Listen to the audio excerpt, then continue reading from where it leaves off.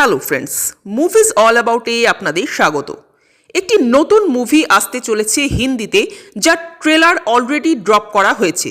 মুভির নাম তু ইয়া मैं। ডিরেক্টর বিজয় নাম্বিয়ার, প্রডিউসার আনন্দ এল রায়, অভিনয় আদর্শ গৌরব, সানায়া কাপুর। এই ট্রেলারটা দেখে একটু অবাকই হয়েছিলাম, কারণ হিন্দিতে এই রকম মুভি বানানো হচ্ছে, এই ধরনের কনসেপ্টের উপর কাজ হচ্ছে, এটা একটু আশ্চর্যের। ট্রেলারে দেখানো হচ্ছে একটি ছেলে ও একটি মেয়ে, দুজনেই সোশ্যাল মিডিয়ায় ইনফ্লুয়েন্সার। তারা একসঙ্গে যাবে কোনো একটা রিসর্টে সম্ভবত। সেখানকার পুলে তারা পড়বে কুমিরের কবলে। সেখান থেকে তারা কিভাবে উদ্ধার পাবে বা আদৌ উদ্ধার পাবে কিনা সেটা জানতে আমাদের মুভিটা দেখতে হবে। এই ধরনের সিনেমা আমরা আজ অবধি হলিউডের ক্ষেত্রেই বেশি দেখে এসেছি। হিন্দিতে এই জনরাটা নতুন। যেহেতু এই ধরনের হলিউড মুভি আমরা দেখতে দেখতে অভ্যস্ত, সেখানকার উন্নত ভিএফএক্স দেখতে দেখতে অভ্যস্ত, তাই এই মুভির কমজোরি জায়গাগুলো হয়তো আমাদের একটু চোখে লাগবে। যেমন এখানে কুমিরটাকে খেলনা কুমির মনে হচ্ছে। সারা ট্রেলারটা জুড়ে কোথাও কোনো থ্রিল অনুভব করাই যাচ্ছে না। এমনকি তাদের সারভাইভ করাটা যে এতটা সমস্যার হচ্ছে সেটাও ফিল করা যাচ্ছে না। দর্শক হিসেবে নায়ক বা নায়িকা কারোর জন্যই ভয় বা ভীতি কিছুই জাগছে না।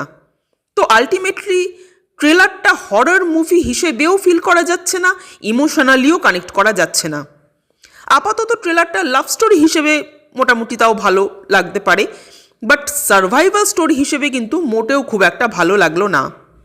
কিন্তু যেহেতু এই ধরনের মুভি হিন্দিতে খুব একটা বেশি হয় না, অনেক বছর আগে অবশ্য বিপাশা বাসুর ক্রিয়েচার বলে একটা মুভি এসেছিল, যদিও সেটা একেবারেই জঘন্য ছিল, বাট যাই হোক ওখানেও ওই টাইপেরই একটা সার্ভাইভাল স্টোরি দেখানো হয়েছিল। মানে ওই রকমই কুমির টুমির ধরনেরই একটা বিশাল আকার জন্তু ওদের পিছনে পড়বে, এরকম একটাই দেখানো হয়েছিল।